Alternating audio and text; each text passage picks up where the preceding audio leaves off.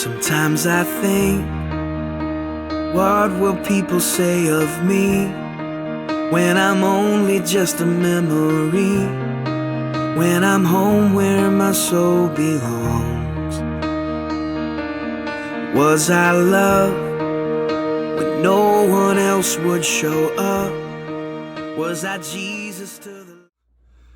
Welcome back. Thank you for taking the time to join me for part 2.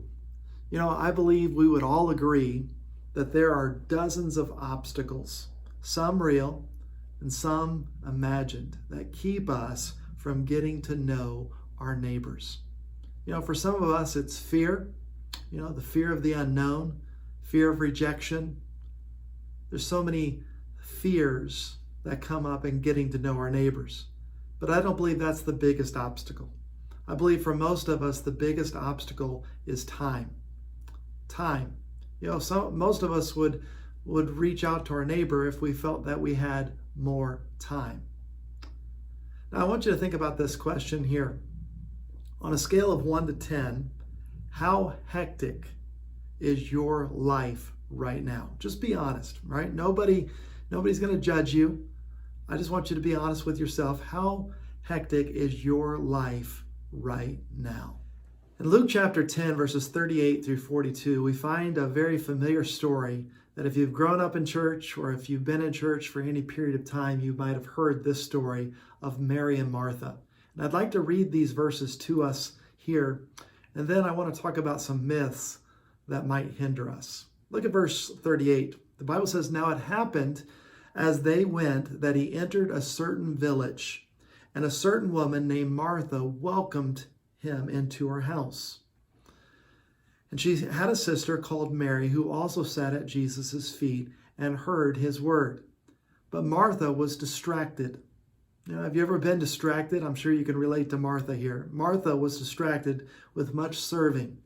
And she approached him and said, "Lord, do you not care that my sister has left me to serve alone? Therefore tell her to help me."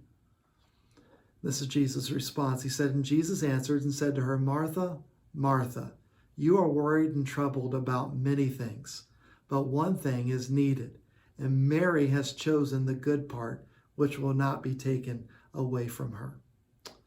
I'm sure we can probably all identify with this story. There are things that hinder us from focusing on what is important. Here's some questions that I'd like for you to think about with me. Here's the first question. Do you currently live at a pace that allows you to be present in your neighborhood? You think about the story that we read from Luke chapter 10. Martha was so busy. She was so busy. Her pace was intense that she missed why Jesus even came to her house. And I would say some of us, our pace is so busy that we miss the neighbors that God has placed around us. Another question to think about is, are there some good things in your life that are keeping you from the main thing? Martha had some very good intentions. She wanted her house to be clean. She wanted to prepare a really nice meal for Jesus. She wanted to make sure he was comfortable. But in the midst of that, she missed the main reason why Jesus came to her house. You think about our neighbors again. We can get so fixated on our yard. We can get so fixated on our to-do list to do around the house. We can get fixated on so many things that we miss why God might have placed us in our neighborhood. But here's another question for us to think about. What fears do you have in getting to know your neighbors? Some of those fears might be real. Some of those fears might not be so real. I don't know, maybe Martha had a fear that Jesus was going to come to her house and he was going to be disgusted by how dirty her house was. Or maybe Martha was afraid that Jesus might not like her cooking. Who knows what fears Martha might have had. But maybe some of us have fears when it comes to our neighbors. Maybe we're afraid of what they think of us. Maybe we think that they're going to reject us. And those fears keep us from getting to know our neighbors. Hey, as we wrap this video up, I want to leave you with some action steps, some practical steps that we can put into action right now and reaching our neighbor. Here's the first one. Look at your calendar. All right, I want you to pull out your calendar, whether that's physical, whether that's mental, or whether that's on your phone. I want you to pull it out, and I want you to do an audit of your time.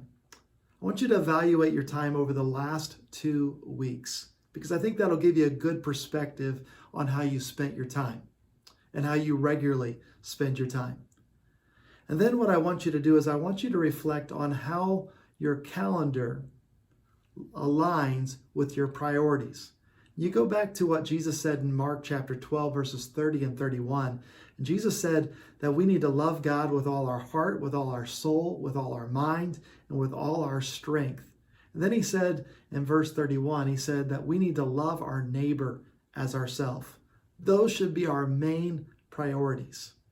And as you reflect on your calendar, maybe it'll be sobering, maybe it'll be even convicting to think that you have not loved God like you should. And because you haven't loved God like you should, you're not loving your neighbor like you should. But here's another action step I want you to consider taking. I'd like for you to meet one of your neighbors this week. I want you to meet a neighbor you've never met before. And this might take you out of your comfort zone.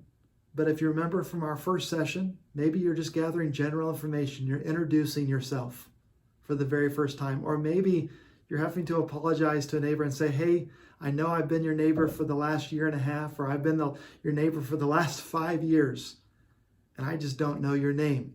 And I wanted to introduce myself.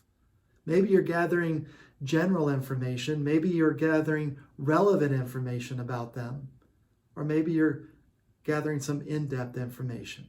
But I want you to take time this week to meet a neighbor that you don't know. And then, if you don't find them at home, maybe you leave a note on their door just saying, hey, I'm your neighbor. I live in such and such a house, and I just wanted to meet you.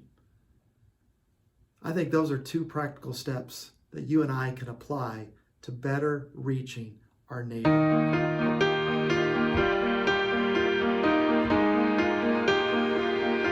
Sometimes I think, what will people say of me when I'm only just a memory, when I'm home where my soul belongs? Was I loved when no one else would show up? Was I Jesus to the least of us? Was my worship more than just a song? I want